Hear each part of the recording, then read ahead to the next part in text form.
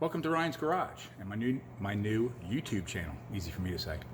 So my first video I put out there was just to see if I could actually put a video out. That was the one inside the race car. So I thought to myself, I should put together a video and show you around the garage, being as it is Ryan's Garage. So that's what I decided to do. So for the first video, I decided I would explain the process of building this garage. For those of you who don't know, this is the new garage. It's about 3 years old. The old garage burnt down about 3 years ago, obviously, and we had to build a new one. So it was kind of cool. I had, basically, it's, you know, my dream garage. There's something hanging on my nose. And how do I want to build it? So the first thing is I had to pick the size. So we figured on this size here, which is 40 by 30, 40 wide, 30 deep. Where I'm standing right now, the old garage used to face that direction. The new garage faces this way. So I turned the garage, made it bigger, made it taller. As I designed this garage, I had to think about what exactly was it that I wanted in this garage. The one thing I knew that I had to have in this garage was a lift. I'm stuck here. Let me spin around and show you. We have a lift in this garage. That's my son's Pathfinder from hell on there.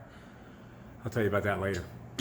So I had to make sure that the height was big enough to have a lift in here, which we have that obviously, as you can see. Another thing that you had to think about is the doors. How many garage doors do you want? 1, 2, 3. I wanted 2, as you can see. Now the garage doors, I actually moved them down towards me 3 feet because when there's a car in the lift, I wanted to be able to get around the far side of the lift. Again, this is all stuff that you have to plan out when you're building your dream garage. So the building goes up. Now you have to think about stuff like flooring, because when you build a pole barn, they don't put a floor in for you. It's a dirt floor. You have to have the concrete poured. So when the concrete was poured in here, everything in this garage is 4 inches thick, with the exception of where the lift is. Where the lift is, it's 6 inches thick to give the lift more strength so it doesn't tear out of the floor. I've seen that happen before. It's a little scary.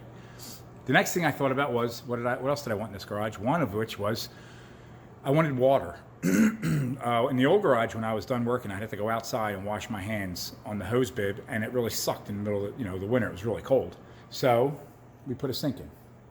Now, with more than just a sink, we needed hot water, because we can't wash our hands with cold water. That's no good. So now the lift is in. The next thing we had to think about, I wanted the garage to be well lit.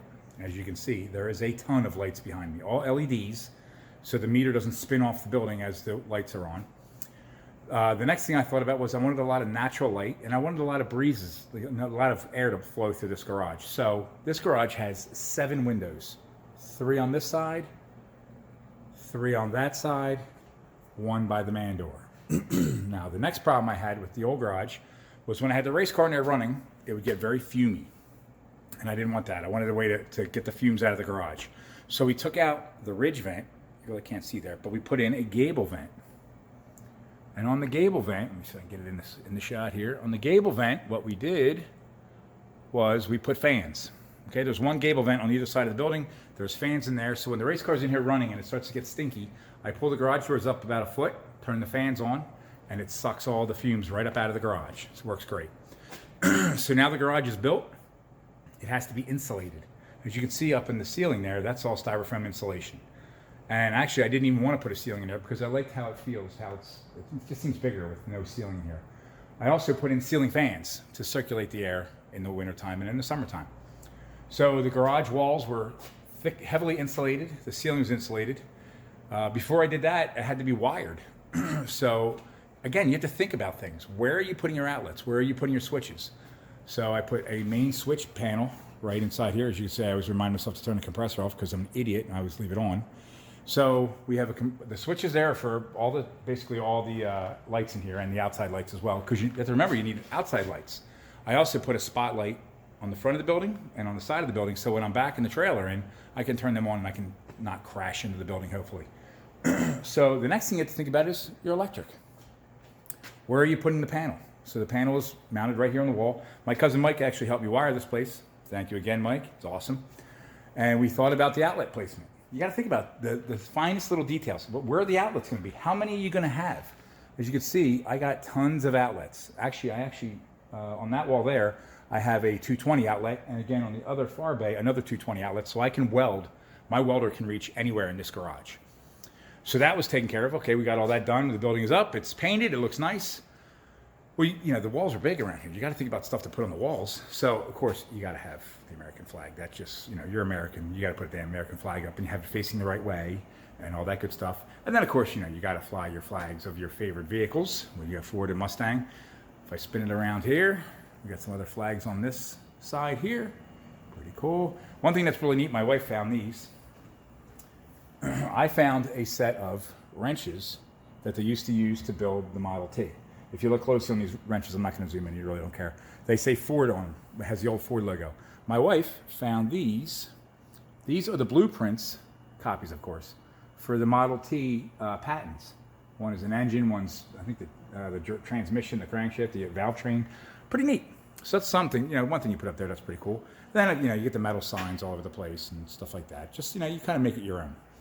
So now that the garage is built and all the stuff's on the walls, you got to put equipment in here. You can't walk in here with a bag of tools. You need a toolbox. Hence my toolbox. That toolbox right there, let me zoom in for you. But I screwed that up. That toolbox right there is a Mustang box. It's only made 1 year. I was actually lucky enough to find it on, look at that, there's a gnat and it looks like a bird in front of that screen. That's crazy. I was lucky enough to find it on Craigslist or Marketplace, one and two, and that actually was the first thing that came into this garage once it was built. Nothing else was in the garage. I bought that, I think, before the garage was even up, and I had it in a store lock, if I'm not mistaken. So after the floor was painted, which is another thing that we did, we painted the floor because I didn't want to just have oil stains everywhere, so I epoxy coated the floor. The toolbox was the first thing that rolled in here.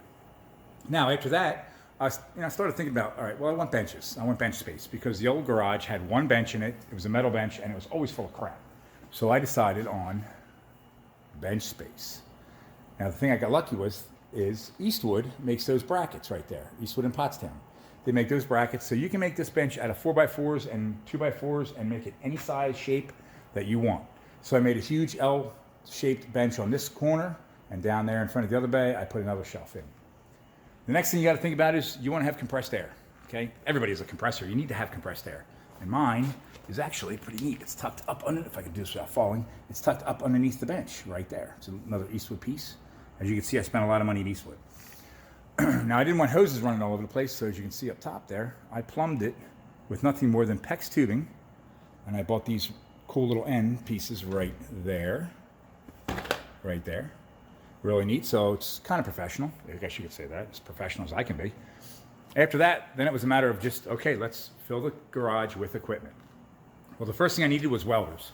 I used to have a MIG-TIG combo that went up in flames, so what I did was I bought myself a nice little welder bench right there from my buddy who sells Snap-on tools. You know who you are, Doug.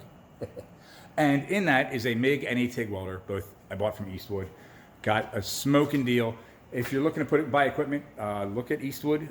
They have deals where usually it's a scratch and dent, or it's end of the year or beginning of the year or some crap like that, and you can get really good deals from Eastwood. The next thing was a blast cabinet.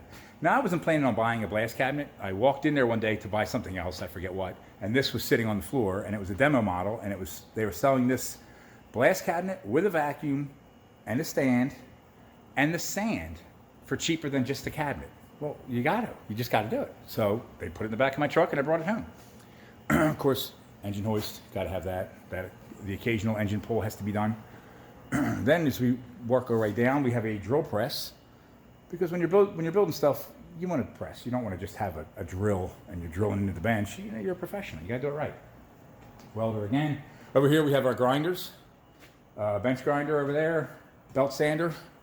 We have wire wheels here for cleaning out threads and whatnot. Another thing to think about putting in your garage is heat. That's what that is right there. That'll probably be an episode of Ryan's Garage when we hang that sucker up in the rafters up there, and hopefully don't fall and drop it. Another thing to think about is nuts and bolts. You know, you lose a bolt, you lose a nut, or you're just trying to put something together. You got to have hardware. I honestly don't remember where I got this from, but it was a deal. So I got it, and it's been good. You know, it's a good set. It's a good starter set. My newest addition is this. What is this thing? Oh, it's a radial saw. It's a belt saw, bandsaw. Sorry, bandsaw. God, I'm an idiot. It's a bandsaw. I'm going to be using this to make the motor plate for the coupe, which we'll go over that in a minute. Another thing behind the bandsaw, wiring.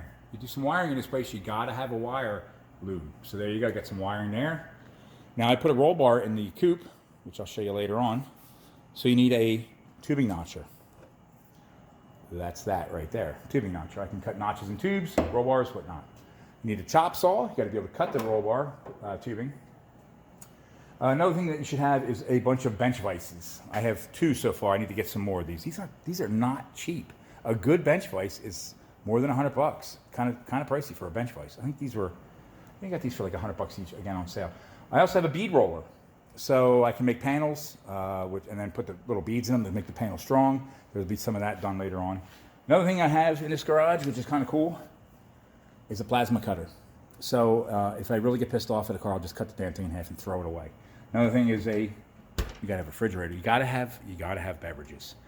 What's in there right now? Nothing. I haven't filled it yet. That was actually a Christmas gift from my wife. So we moved further down. I wanted to keep everything neat and tidy, so I want to keep it all organized. So I got this cabinet, and as you can see, it's a mess. It's not neat and tidy at all. I just throw shit in there. But maybe one of these days we'll go through it and clean it up.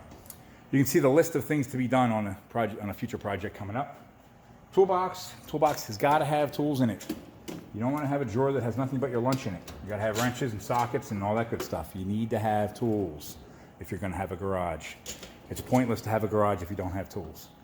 All right, so you got to have tools. Whether they're good stuff or whether it's Harbor Freight, you got to have tools. Working my way down the bench here, we have another workbench with another vise on it. Right there, you can see the transmission out of the race car is on that right now. And then I wanted to press. In the event that I do hub bearings or something along that line, I want to be able to press the bearings out. So I bought myself a press. I got that at Northern Tools, I believe it was, with the drill press. Got a deal on that. Parts washer. You do some side work or an engine job or something like that. You need to clean parts. So I got myself a parts washer. Bought this used, found it on Craigslist. You can find a lot of good stuff on Craigslist. You'd be amazed at what you can find on Craigslist and how you can get deals on it. So that's pretty much the garage right there. Coming up, what we're going to be doing once I get the Pathfinder from Hell off the lift, something to keep in mind with the Pathfinder from Hell. If you're getting codes for the engine being too far advanced in timing, camshaft timing, you might want to take a look at this. Broken flex plate. Thanks, Nissan. I hate you. All right, so that's going to be, once that's off the lift and out of here, the next project will be to put the transmission in that car right there, and it is right there on the bench, waiting for a torque converter. As soon as that torque converter comes back, we're going to slam the torque converter in that transmission, put it in that race car, get that thing ready for the track. That'll be another project. And then once that is done, we're going to work on that right there. Not that. We're going to work on that right there. That is the Killer Coupe. And there is a ton of work to be done on the Killer Coupe.